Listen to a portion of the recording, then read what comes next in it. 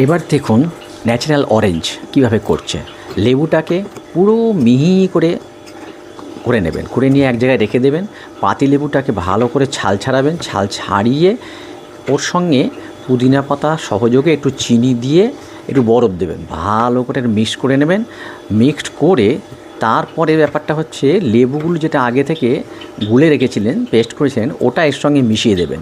মিশিয়ে দিয়ে একটু বরফ দেবেন, বরফ দিয়ে ওটা সুন্দর করে লেবুগুলো আবার স্লাইস করে কেটে ওর মধ্যে ফেলে দেবেন, দিয়ে ধারে একটা লেবু দিয়ে দেবেন, দিয়ে আরেকটু বরফ দেবেন ঠান্ডা হলে, বরফ দিয়ে এবার খাচ্ছেন।